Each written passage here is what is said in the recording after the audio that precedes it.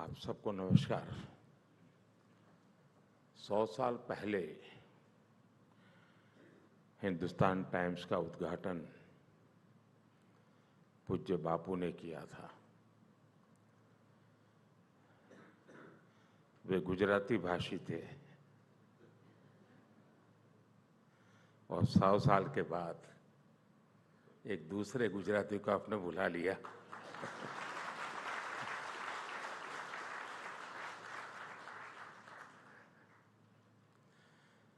इस ऐतिहासिक यात्रा के लिए मैं हिंदुस्तान टाइम्स को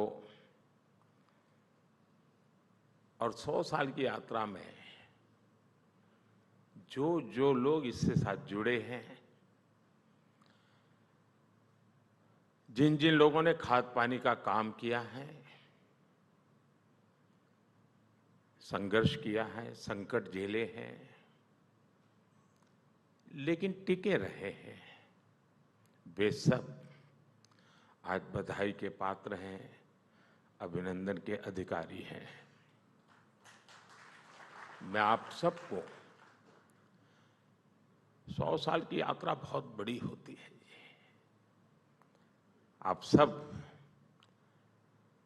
इस अभिनंदन के हकदार हैं और मेरी तरफ से भविष्य के लिए भी आपको अनेक अनेक शुभकामनाएं हैं। अभी जब मैं आया तो फैमिली के लोगों से मिलना तो हुआ ही हुआ, लेकिन मुझे 100 साल की यात्रा, एक शानदार एग्जीबिशन देखने का अवसर मिला। मैं भी आप सबको कहूँगा, अगर समय है तो कुछ समय वहाँ बिता करके ही जाना। ये सिर्फ एक एग्जीबिशन नहीं है, मैं कहता हूँ ये एक एक्सपीरियंस है। ऐसा लगा जैसे 100 साल का इतिहास आंखों के सामने से गुजर गया। मैंने उस दिन के अखबार देखे जो देश की स्वतंत्रता और संविधान लागू होने के दिन छपे थे। एक से बढ़कर एक दिग्गज महानुभाव हिंदुस्तान टाइम्स के लिए लिखा करते थे। Martin Luther King, Netaji Subhash Babu, doctor Shyama Prasad Mukherjee, Atal Bihari Vajpayee, doctor M S. Swaminathan, इनके लेखों ने आपके अखबार को 4 चांद लगा दिए। वाकई हम बहुत लंबी यात्रा करके यहां तक पहुंचे हैं। स्वतंत्रता की लड़ाई लड़ने से लेकर आजादी के बाद आशाओं के अथाह समंदर की लहरों पर सवार होकर हम आगे बढ़े हैं। ये यात्रा अपने आप में अभूतपूर्व है, अद्भुत है। मैंने आपके अखबार की खबर में उस उत्साह को महसूस किया जो अक्टूबर 1947 में कश्मीर के विलय के बाद हर देशवासी में था। हालांकि उस पल मुझे इसका भी एहसास हुआ कि कैसे अनिर्णय की स्थितियों ने 7 दशक तक कश्मीर को हिंसा में घेर के रखा।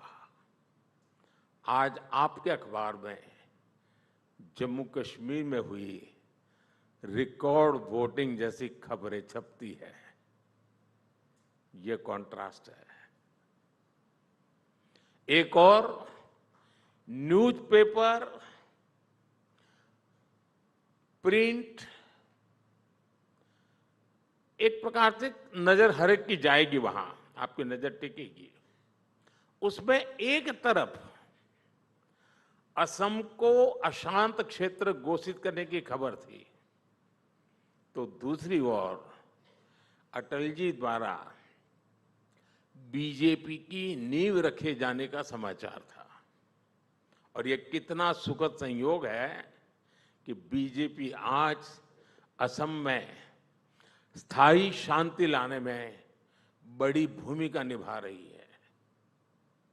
अभी कल ही मैं बोडो क्षेत्र के लोगों के साथ एक शानदार कार्यक्रम में मौजूद था और मैं हैरान हूं कि दिल्ली के मीडिया ने इस बड़ी घटना को मिस किया है। उन्हें अंदाज ही नहीं है कि 5 दशक के बाद बम, बंदूक और पिस्तौल छोड़ करके, हिंसा का रास्ता छोड़ करके दिल्ली के छाती पर बोडो के नौजवान बोडो कल्चरल फेस्टिवल बना रहे हैं। इतिहास की बहुत बड़ी घटना है। मैं कल वहां था, मैं हृदय से फील कर रहा था। बोडो शांति समझौते कारण इन लोगों का जीवन बदल गया है।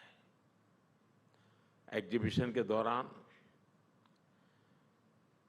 26/11 के मुंबई हमले की रिपोर्ट्स पर भी मेरी नजर गई।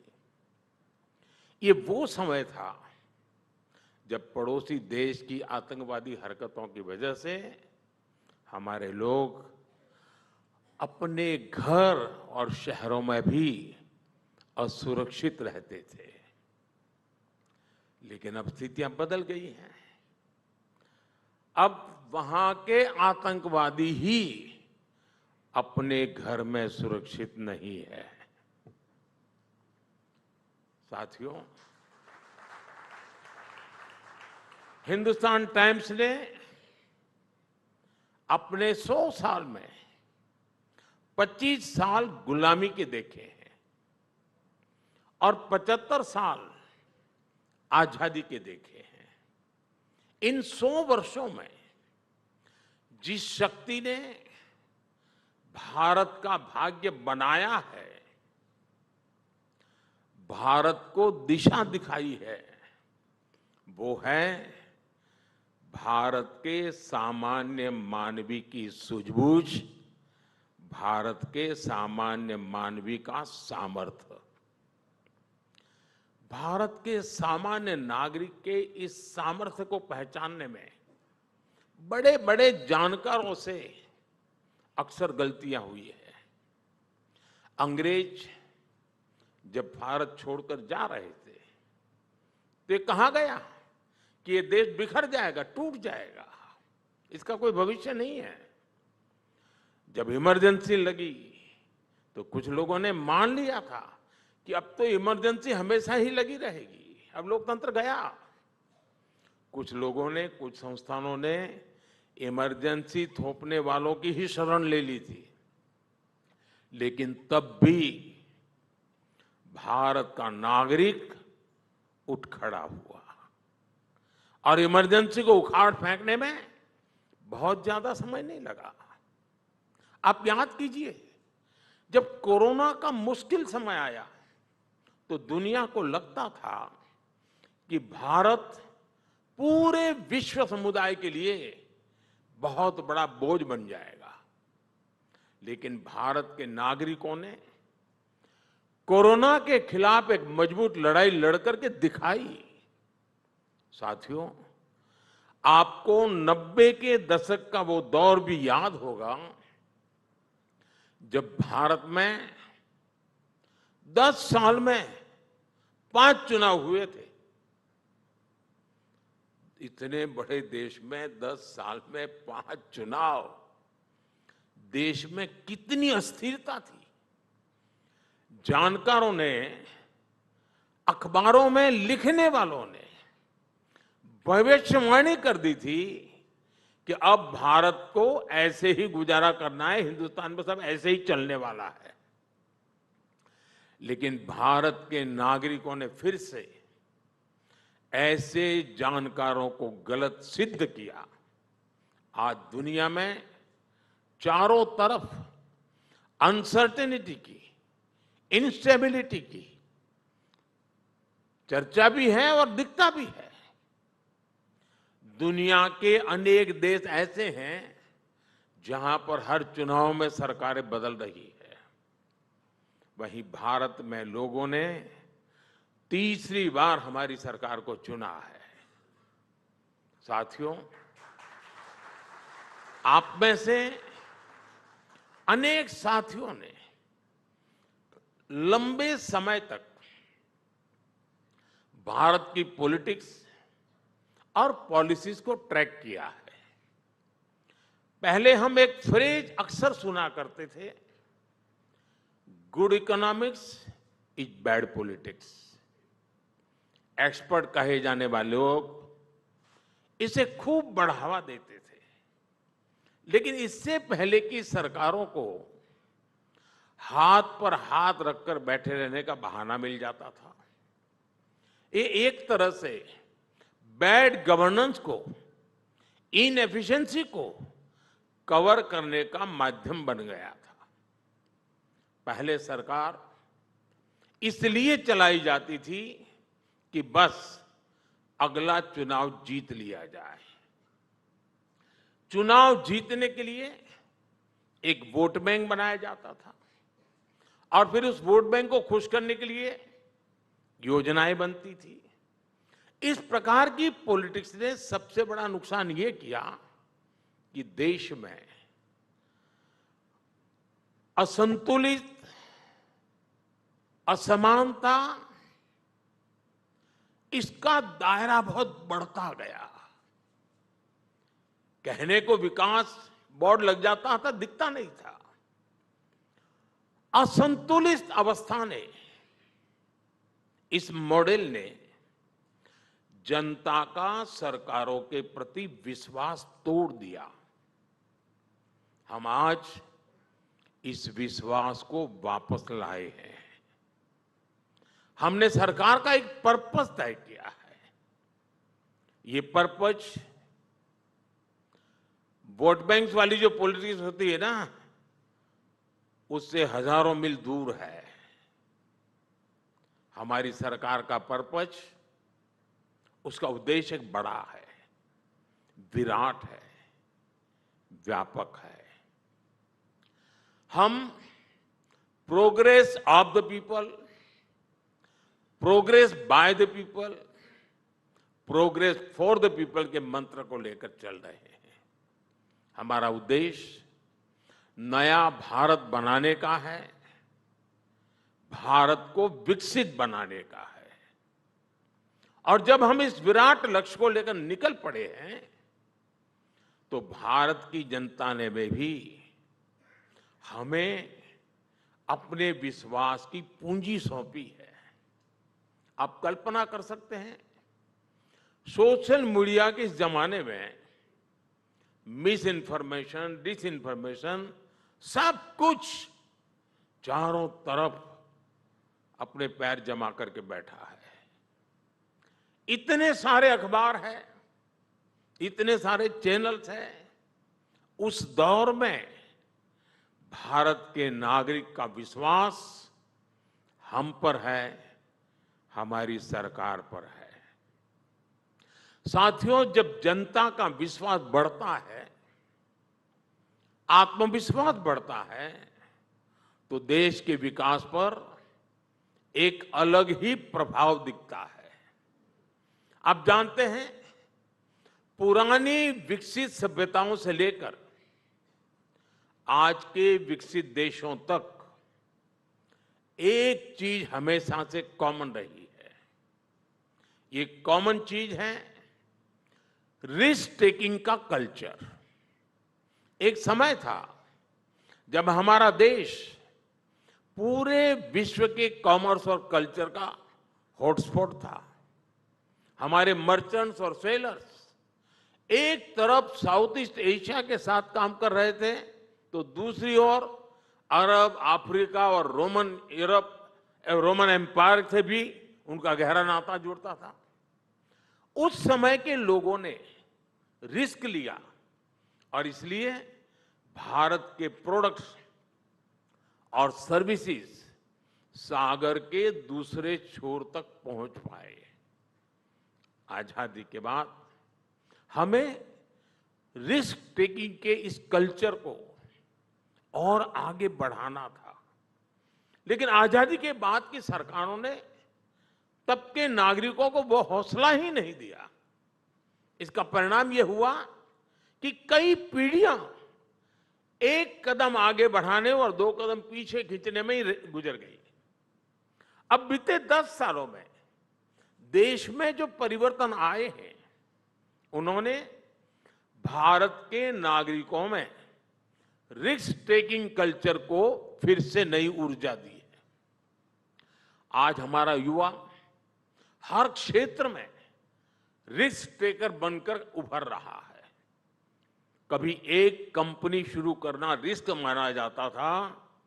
10 साल पहले तक मुश्किल से किसी स्टार्टअप का नाम सुनते थे। आज देश में रजिस्टर्ड स्टार्टअप की संख्या 1.25 लाख से ज्यादा हो गई है। एक जमाना था कि खेलों में और खेलों को प्रोफेशन के रूप में अपनाने में भी रिस्क था, लेकिन आज हमारे छोटे शहरों के नौजवान भी ये रिस्क उठाकर दुनिया में देश का नाम रोशन कर रहे हैं। आप सेल्फ हेल्प ग्रुप से जुड़ी महिलाओं का भी उदाहरण लीजिए। आज देश में करीब 10 करोड़ लखपति दीदी बनी है। ये गांव-गांव में उद्यमी बनकर अपना कोई बिजनेस चला रही है। मुझे कुछ समय पहले एक ग्रामीण महिला से संवाद करने का अवसर आया। उस महिला ने मुझे बताया था कि कैसे उसने एक ट्रैक्टर खरीदा और अपनी कमाई से पूरे परिवार की आय बढ़ा दी। एक महिला ने एक रिस्क लिया और अपने पूरी परिवार का जीवन बदल डाला। जब देश के गरीब और मिडिल क्लास के लोग रिस्क लेना शुरू कर दें, तब बदलाव सही मायने में दिखने लगता है। यही हम भारत में आज होते देख रहे हैं। साथियों, आज भारत का समाज अभूतपूर्व एस्पिरेशन से भरा हुआ है। इन एस्पिरेशंस को हमने अपनी पॉलिसीज का बड़ा आधार बनाया है। हमारी सरकार ने देशवासियों को एक बहुत यूनिक कॉम्बिनेशन दिया है। ये कॉम्बो इन्वेस्टमेंट से एम्प्लॉयमेंट, डेवलपमेंट से डिग्निटी का है। हम विकास का ऐसा मॉडल लेकर चल रहे हैं जहां इन्वेस्टमेंट हो, इन्वेस्टमेंट से एम्प्लॉयमेंट जनरेट हो, डेवलपमेंट हो और वो डेवलपमेंट भारत के नागरिकों की डिग्निटी बढ़ाए, डिग्निटी सुनिश्चित करें। अब जैसे देश में टॉयलेट्स बनाने का एक एग्जाम्पल है। मैं छोटी चीजें इसलिए हाथ पकड़ रहा हूं कि कभी कभी हमें लगता है इसका कोई मूल्य ही नहीं है, लेकिन इसकी कितनी बड़ी ताकत होती है मैं आपको उदाहरण से बताना चाहता हूं। हमारे देश में हमने एक मिशन लिया टॉयलेट बनाने का। देश की बहुत बड़ी आबादी के लिए ये सुविधा के साथ साथ सिक्योरिटी और डिग्निटी का भी माध्यम है। इस योजना की जब बात होती है तो अक्सर कहा जाता है कि इतने करोड़ शौचालय बने, ठीक है, बन गए होंगे, लेकिन ये जो शौचालय बने हैं ना, उनको बनाने में ईंटें लगी हैं, लोहा लगा है, सीमेंट लगा है, काम करने वाले लोग हैं, और ये सारा सामान किसी दुकान से गया है, किसी इंडस्ट्री से बना है, किसी ने किसी ट्रांसपोर्टर्स ने किसी के घर तक पहुंचाया है। यानी इससे इकोनॉमी को गति मिली है, बड़ी संख्या में जॉब क्रिएट्स हुए हैं। जब टॉयलेट बना तो लोगों का जीवन आसान हुआ, लोगों में सम्मान और स्वाभिमान का एक भाव पैदा हुआ और साथ ही इसने डेवलपमेंट को भी गति दी। यानी इन्वेस्टमेंट से एम्प्लॉयमेंट, डेवलपमेंट से डिग्निटी, इस मंत्र की सफलता जमीन पर दिख रही है। साथियों, एक और उदाहरण एलपीजी गैस सिलेंडर का है। पहले जब किसी के घर में गैस होती थी तो अड़ोस पड़ोस के लोग ये सोचते हैं कोई बड़ा व्यक्ति है, उसका बड़ा रुतबा माना जाता है, उनके पास गैस का चूल्हा है। जिसके पास गैस कनेक्शन नहीं होता था वो सोचता था कि काश उसका खाना भी गैस के चूल्हे पर बनता। हालत ये थी कि गैस कनेक्शन के लिए सांसदों से, पार्लियामेंट मेंबर से चिट्ठियां लिखवानी पड़ती थी। और मैं 21वीं सदी की शुरू की बात कर रहा हूं, मैं ये कोई 18वीं शताब्दी की बात नहीं कर रहा हूं। 2014 से पहले सरकार डिबेट करती थी, और डिबेट क्या करती थी? डिबेट ये होती थी कि साल में 6 सिलेंडर देने हैं या फिर 9 सिलेंडर देने हैं, इस पर डिबेट होती थी। हमने सिलेंडर कितने देने हैं इस डिबेट के बजाय हर घर गैस के चूल्हे का कनेक्शन पहुंचाने को प्राथमिकता बनाया। जितने गैस कनेक्शन आजादी के बाद के 70 साल में दिए गए, उससे ज्यादा हमने पिछले 10 साल में दिए हैं। 2014 में देश में 14 करोड़ गैस कनेक्शन थे, आज 30 करोड़ से ज्यादा है। 10 साल में इतने कंज्यूमर बढ़ गए, लेकिन क्या आपने कभी सुना है कि गैस की किल्लत है?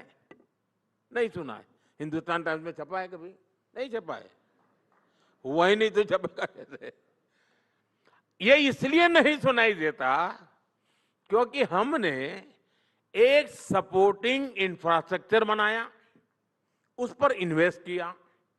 हमने जगह जगह बॉटलिंग प्लांट लगाए, डिस्ट्रीब्यूशन सेंटर बनाए, बॉटलिंग से लेकर सिलेंडर की डिलीवरी तक, इससे हर जगह रोजगार का निर्माण हुआ। साथियों, मैं आपको ऐसे कितने ही उदाहरण दे सकता हूं। मोबाइल फोन का उदाहरण है, रुपे कार्ड का उदाहरण है। पहले डेबिट क्रेडिट कार्ड रखना कुछ लोगों को एक अलग गर्व महसूस करवाता था। जेब में से ऐसे निकालता था और लोग देते थे, और गरीब उसी कार्ड को देखकर सोचता था काश कभी मेरी जेब में भी। लेकिन रुपे कार्ड आया और आज मेरे देश के गरीब की जेब में भी क्रेडिट डेबिट कार्ड मौजूद है दोस्तों। और उसी पल वो उसको बराबरी महसूस करता है, उसका सेल्फ रिस्पेक्ट बढ़ जाता है। आज गरीब से गरीब ऑनलाइन ट्रांजैक्शन करता है। बड़े शॉपिंग मॉल में कोई महंगी कार से उतरकर भी वही यूपीआई इस्तेमाल करता है जो मेरे देश का रेहड़ी पटरी पर बैठा हुआ एक सामान्य इंसान भी उसी यूपीआई का उपयोग करता है। ये भी इन्वेस्टमेंट से एम्प्लॉयमेंट, डेवलपमेंट से डिग्निटी का बेहतरीन उदाहरण है। साथियों, भारत आज जिस ग्रोथ ट्रैजेक्टरी पर ही है, उसे समझने के लिए हमारी सरकार की एक और अप्रोच पर गौर करना जरूरी है। ये अप्रोच है spending big for the people. लेकिन साथ साथ दूसरा भी एक अप्रोच है save big for the people. हम ये कैसे कर रहे हैं, यह जानना शायद आपको दिलचस्प होगा। 2014 में हमारा यूनियन बजट 16 लाख करोड़ रुपए के आसपास था। आज ये बजट 48 लाख करोड़ रुपए का है। 2013-14 में हम कैपिटल एक्सपेंडिचर में करीब 2.25 लाख करोड़ रुपए खर्च करते थे, लेकिन आज का कैपिटल एक्सपेंडिचर 11 लाख करोड़ से ज्यादा है। ये 11 लाख करोड़ रुपए आज नए अस्पताल, नए स्कूल, सड़क, रेल, रिसर्च फैसिलिटी, ऐसे अनेक पब्लिक इंफ्रास्ट्रक्चर पर खर्च कर रहे हैं। पब्लिक पर खर्च बढ़ाने के साथ ही हम पब्लिक का पैसा भी बचा रहे हैं। मैं आपके सामने कुछ आंकड़े रख रहा हूं और मैं पक्का मानता हूं कि ये आंकड़े सुनकर के आपको लगेगा अच्छा ऐसा भी हो सकता है। अब जैसे direct benefit transfer, DBT, DBT से जो लीकेज रुकी है उससे देश के 3.5 लाख करोड़ रुपए बचे हैं। आयुष्मान भारत योजना के तहत मुफ्त इलाज से गरीबों के 1,10,000 करोड़ रुपए बचे हैं। जन औषधि केंद्रों में 80% डिस्काउंट पर मिल रही दवाइयों से नागरिकों के 30,000 करोड़ रुपए बचे हैं। स्टेंट और नी इम्प्लांट कीमतों को नियंत्रित करने से लोगों की हजारों करोड़ रुपए बचे हैं। उजाला स्कीम से लोगों को एलईडी बल्ब से बिजली बिल में 20,000 करोड़ रुपए की बचत हुई है। स्वच्छ भारत अभियान, स्वच्छ भारत मिशन के कारण बीमारियां कम हुई और इससे गांवों में हर परिवार के करीब 50,000 रुपए बचे हैं। यूनिसेफ का कहना है कि जिस परिवार के पास अपना टॉयलेट है उसके भी करीब 70,000 रुपए बचे हैं। साथियों, जिन 12 करोड़ लोगों के घर पहली बार नल से जल आया है, WHO ने उन पर भी एक स्टडी कराई है। अब साफ पानी मिलने से ऐसे परिवारों को हर साल 10,000 रुपये से ज्यादा की बचत हुई है। साथियों, 10 साल पहले किसी ने नहीं सोचा था कि भारत में इतना बड़ा बदलाव होगा। भारत की सफलता ने हमें और बड़ा सपना देखने और उसे पूरा करने की प्रेरणा दी है। आज एक उम्मीद है, एक सोच है कि ये सेंचुरी इंडिया की सेंचुरी होगी। लेकिन ऐसा करने के लिए और तेजी से काम करने के लिए हमें कई सारे प्रयास भी करने होंगे। हम उस दिशा में भी तेजी से काम कर रहे हैं। हमें हर सेक्टर में बेस करने के लिए आगे बढ़ना होगा। पूरे समाज की सोच बनानी होगी कि हमें बेस से कम कुछ भी स्वीकार नहीं करना है। हमने अपने प्रोसेस को ऐसा बनाना होगा कि भारत का स्टैंडर्ड वर्ल्ड क्लास कहा जाए। हमें ऐसे प्रोडक्ट्स बनाने होंगे कि भारत की चीजें दुनिया में वर्ल्ड क्लास कही जाए। हमारे कंस्ट्रक्शन पर ऐसे काम हो कि भारत का इंफ्रास्ट्रक्चर वर्ल्ड क्लास कहा जाए। शिक्षा के क्षेत्र में हमारा काम ऐसा हो कि भारत की एजुकेशन को वर्ल्ड क्लास स्वीकृति मिले। एंटरटेनमेंट के क्षेत्र में ऐसे काम हो कि हमारी फिल्मों और थिएटरों को दुनिया में वर्ल्ड क्लास कहा जाए। और इस बात को, इस अप्रोच को लगातार जनमानस में बना रखने के लिए हिंदुस्तान टाइम्स की भी बहुत बड़ी भूमिका है। आपका 100 साल का अनुभव विकसित भारत की यात्रा में बहुत काम आएगा। साथियों, मुझे पूरा विश्वास है कि हम डेवलपमेंट की इस पेस को बरकरार रखेंगे। बहुत जल्द हम दुनिया की तीसरी सबसे बड़ी इकोनॉमी बनेंगे।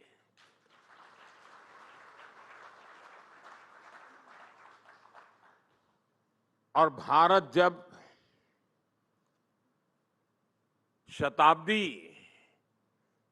मनाएगा आजादी की, भारत की आजादी के 100 साल होंगे, तब आप भी करीब करीब 125 साल के हो जाएंगे और तब हिंदुस्तान टाइम्स लिखता होगा कि विकसित भारत का ये शानदार अखबार है। इस यात्रा के आप भी साक्षी बनेंगे। लेकिन जब मैं आपके बीच आया हूं तो कुछ काम भी आपको बताना चाहता हूं और ये भरतेज जी आपकी जिम्मेवारी रहेगी। देखिए, हमारे यहां बड़े बड़े साहित्यकारों के रचनाओं पर पीएचडी होती है, अलग अलग शोध पर पीएचडी होती है। शशि जी, क्या कोई हिंदुस्तान टाइम्स के 100 साल उस पर ही पीएचडी करे? ये बहुत बड़ी सेवा होगी। उससे रिसर्च होगा, यानी एक ऐसी चीज निकल करके आएगी जो हमारे देश की पत्रकारिता की जो जर्नी है, और उसने दोनों कालखंड देखे हैं, गुलामी का कालखंड भी देखा है, आजादी का भी देखा है। उसने अभाव के दिन भी देखे हैं और प्रभाव के दिन भी देखे हैं। मैं समझता हूं एक बहुत बड़ी सेवा हो सकती है। और बिरला परिवार तो पहले से चैरिटी में विश्वास करने वाला परिवार रहा है। क्यों न किस यूनिवर्सिटीज में, हिंदुस्तान में भी और हिंदुस्तान के बाहर भी, हिंदुस्तान टाइम्स की चेयर हो और जो भारत को वैश्विक संदर्भ में उसकी सही पहचान के लिए रिसर्च के काम करवाती हो। एक अखबार अपने आप में बहुत बड़ा काम है जो आपने किया है, लेकिन आपके पास इतनी बड़ी पूंजी है। 100 साल में आपने जो इज्जत कमाई है, जो विश्वास कमाया है, वो शायद आने वाली पीढ़ियों के लिए हिंदुस्तान टाइम्स के दायरे से बाहर निकल करके भी उपयोगी हो सकता है। मुझे पूरा विश्वास है कि आप इस 100 वर्ष सेमिनार तक सीमित नहीं रहेंगे, इसको आगे बढ़ाएंगे। दूसरा, मैंने जो एग्जीबिशन देखा वाकई वो प्रभावित करने वाला है। क्या आप इसका एक डिजिटल वर्जन और बहुत अच्छी कमेंट्री के साथ, और वे हमारे देश के सभी स्कूल के बच्चों तक पहुंचा सकते हैं? इससे पता चलेगा कि भारत में ये क्षेत्र कैसा है, कैसे कैसे भारत की विकास यात्रा में उतार चढ़ाव आए हैं, किन किन परिस्थितियों से भारत गुजरा है। ये बहुत जरूरी होता है और मैं मानता हूं कि आपने इतनी मेहनत तो की है, इसका एक डिजिटल वर्जन बना करके आप देश की हर स्कूल में पहुंचा सकते हैं, तो बच्चों के लिए भी एक बड़ा आकर्षण का केंद्र बनेगा। साथियों, 100 साल बहुत बड़ी बात होती है जी। मैं इन दिनों थोड़े अलग कामों में जरा ज्यादा व्यस्त हूं, लेकिन एक ऐसा अवसर था कि मैं छोड़ना नहीं चाहता था, मैं खुद आना चाहता था, क्योंकि 100 साल की यात्रा अपने आप में एक बहुत बड़ी उपलब्धि होती है। और इसलिए मैं आपको, आपके पूरे साथियों को, सबको हृदय से बहुत बहुत बधाई देता हूं। धन्यवाद जी।